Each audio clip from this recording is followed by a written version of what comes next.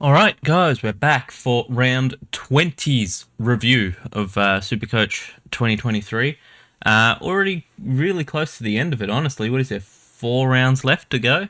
Um, I reckon it's been an alright season, all in all. Did have a pretty down week, 24-35. Missed out on about, say, 60 points off a just absolute blunder and not taking um, a chin cotta loop just because I wasn't looking at the app. Did drop in spots, but this is where I expect to finish around like 2.5 to 3k, which is outside of top 1,000. Between 2 and say like 5,000 is really the same spot. Like you're kind of the same player if you finish between 2 and 5. Let's get into it. So a couple of really good games this weekend. Like the Port Collingwood was great. I thought Richmond Hawthorn was like a coaching masterclass in the fourth quarter. Um, Brisbane Geelong was a game of all time. And then you had like a couple of good ones on Sunday as well. Dacos was good. Obviously not like Supercoach great or anything, but I did bring up big match Dacos, which he definitely was. He kicked the big goal in the fourth after getting hit high. Yeah, I mean Dacos is just like a star. Like the Brownlow's locked up. It would have to like come out tomorrow that like he's been on steroids or something like that for him to not win it. But yeah, Dacos just is so fun to watch. Collingwood is a team, so if this is the first time you've seen me, I go for West Coast.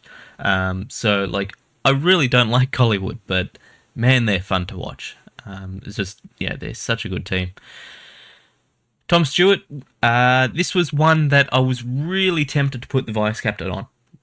So I wasn't sure of the three here. It was Bont, Merritt, English. Ended up going, second one, which, that's kind of just been the season so far. I was tempted to just get out of this match completely and then go with Stewart. Didn't end up doing it just because so many people had Bont on vice captain. So it was just kind of fear of missing out. It was completely possible for him to go like 140 something, So, I just didn't want to miss out on it. But I did have a feeling Stewart would score pretty big, even just because Brisbane are so inaccurate. I wish it showed like points behinds here because I guarantee they had like double behinds as they did goals. Yeah, Stewart was great. Dawson really struggled for like 3 quarters and then just kicked up in the fourth. The whole Adelaide team did. They probably just needed one or two more. It sucks that I think it was Rankin did his hammy. That's huge for them, and because of that, I don't think they're going to make finals now. I think that if Rankin doesn't get hurt, they'd probably sneak in another goal. Honestly, granted it was like right at the end of the game, but I mean Laird was out, so you're probably missing a couple of clearances and stuff off him. They're still doing this stupid keys half forward thing, just playing in the midfield. Yeah, I don't know. Maybe Adelaide are out of it. We got Showdown this week. It should be a good one. But yeah, ended up going Dawson captain. Obviously not the right decision, but in theory, Dawson at the MCG has actually been all right through his career. So yeah, gave it a shot. Day, so it was kind of weird. I didn't think he was that bad, but Supercoach just hated how he was playing, to be honest. He was kind of... So this was like a bit of the coaching masterclass I was talking about. They were really just rotating players, have an extra back, have an extra forward, 2 extra backs and stuff like that. Really like parking the bus and then like, going full throttle on offense. Yeah, really just great coaching game to watch. But yeah, apparently Day he was playing that loose man, so he was coming back. I don't think he got his hands on many marks and stuff. That's why it's so low. But yeah, I reckon if they would play that game again, he'd probably go over a ton. And even then, like he's averaging 96, so he's around about the mark. Bailey Dale, this has been an absolute hell of a pick. I'd love to go back what week did I trade him in? 'Cause if Doherty was available, I reckon that's like one of the biggest things in why I'm not actually that high ranked. 13. Let's have a look. Round 13. Any day now. This game takes 10 years to load. Dogs, defender. Dogs. Alright, there we are. 525. So let's have a look at other defenders at 525 at the time. Go see there. Who have we got? I guess Luke Ryan was the pick, right? Like higher average. But I don't know. I feel like I would never make this trade. So I'm not going to blame myself for not picking Luke. I mean, his stretch has been so good recently. He's best when Freo suck, and Freo have sucked for a while, or the last couple of weeks. So yeah, I don't know. Maybe he was the pick. Sard, no way. Ridley, maybe, but then I would have been dead now if I did take Ridley. So he's done his hammy or calf, and he's out 4 to 6 or something like that. So he's done. Yeah, not really seeing too much. I mean, Whitfield, I don't know. I thought Whitfield was better. He's been better the last two, but yeah. Yeah, just no one here. I guess Wanganeen Malera, that's a name I really have to pause for because my Lisp struggles with that stuff. I don't know, yeah. I think it was just lose-lose. I should have spent more money. I mean, actually, the correct play was keep Sheasel, go Ryan, and work it out from there. But yeah, live and learn. It's only a game. It doesn't matter too much. Himmelberg finally didn't have 20,000 clangers, so that really helped him. What did he go? He went like 19 kicks. Oof. They don't show clangers here. Yeah, not too bad from him. I mean, he's been on track for a lot of these games. It's just those clangers, straight off kick-ins, really make it tough for him. So Chincotta was the one I was talking about. I went Johnson, but I didn't realise until the Freo game had started that if I had just moved Dawson for Constable, I would have got Chincotta. Now, would that have saved the week? No. But an extra, what's that? Let's just say 40 points. Yeah, would have really helped. 40 points at this point in the season to have different could be like almost 300 rank spots, considering teams are so similar. So any kind of like outlier is huge. Not having Sicily in defense is what's killing as well. Midfield though, Bont was good. Like, you know, obviously he didn't score 140 or anything, but he was good. Dogs as a whole looked really good. Dunkley was alright in return.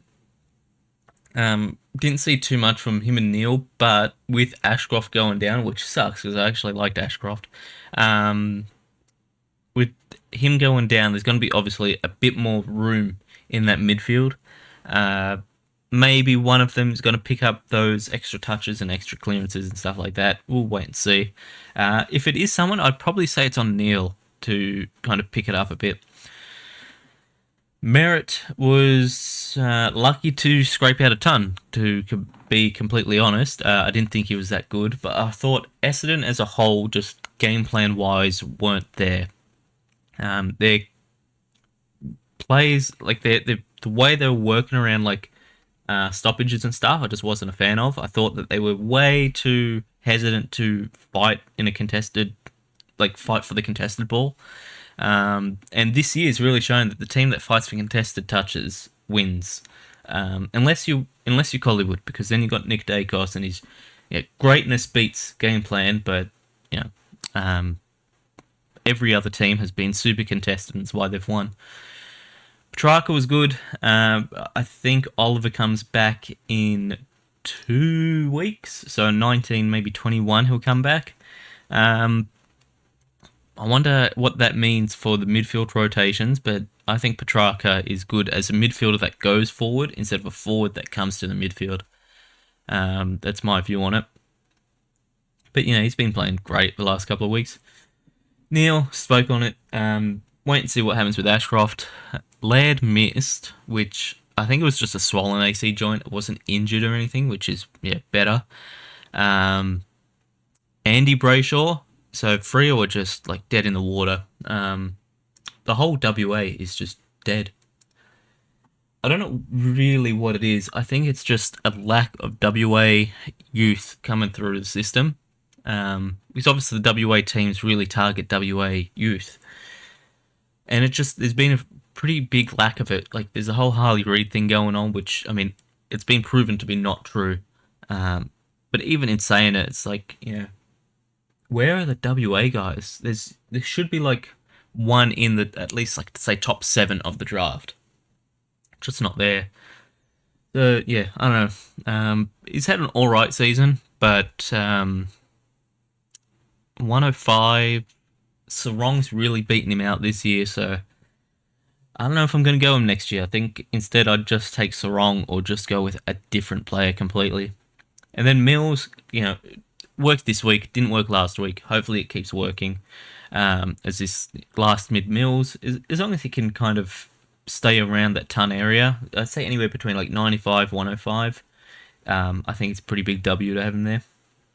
Even though people have Steele, who's like last 2 weeks gone crazy. The rucks weren't too bad. Obviously, should have viced English, but swapped it to Bont. Doesn't really matter too much. And then Marshall was playing with a bit of a niggle, which I didn't know about, honestly. Surprised he still got to 124, but I mean, it was a pretty scrappy game, so it makes sense. Goulden, down week, but he's had 6 consecutive up weeks, so we'll take it. Everyone has him, so a bad score from him really doesn't matter.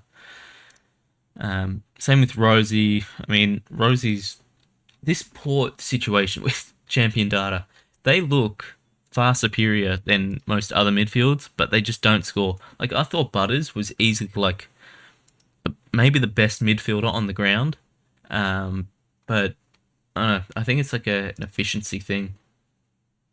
He was getting contested touches. He was fighting for it. I mean, he looked the best. He had the most touches on the field, everything, but only scraped to 101, and I think that was with scaling. So, yeah, I don't know. The Port situation's a bit weird. I think next year I'd probably just take Rosie. I don't know. Wait until pre-season, but I think I'd take Rosie over Butters because his scoring is so weird. He could go 160 at any point, or be stuck in these 80s just because Supercoach stuff. Taranto was pretty bad. For the first quarter and a half to two, no, say the first half, he was bad. But then, he kicked 3 goals and led them to a win, so it really pushed up his score. But he started on -9, so once you take that out, and there you go, -9, you're at 100. 100's kind of baseline for a good score. So, yeah, I don't know. Taranto's still playing good. He's having a great year. Against Melbourne, MCG, should be a big game for him. Canelio, I mean, he's been bouncing back, honestly. So, they haven't done too much different, the Giants, around centre bounce and stuff. But, I don't know, Cogs is just getting a bit more open now than he was before.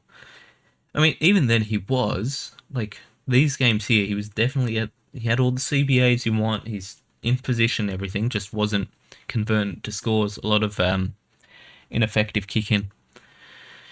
And then Keys was the last one who really got saved by 2 late goals. We'd still like to see him in the midfield properly, right? I don't think Rochelle needs to be that much in the midfield. He's another guy that, kind of like Petrarca, I think is better as the opposite to Petrarca, who's better as a forward that works down than as a midfielder that works up. I think a lot of people aren't realising that. And Marek on the bench, 67. Even that would have beaten out Johnson by 30 points. But there was no way I could get him on, I don't think. Yeah, I haven't got any forwards here. if I did that. Oh, maybe, nah, couldn't have. There was no way I could do it. It was just the Chinkata one, which sucks. But yeah, not too much going on because season's over, trades are done. I don't think many people would have a trade left, especially with like the Ridley news, Walsh news. Walsh is out 2 to 3. Um, yeah, I don't know. I think that's about it for the year. So I'll see you all next week. Tasty out.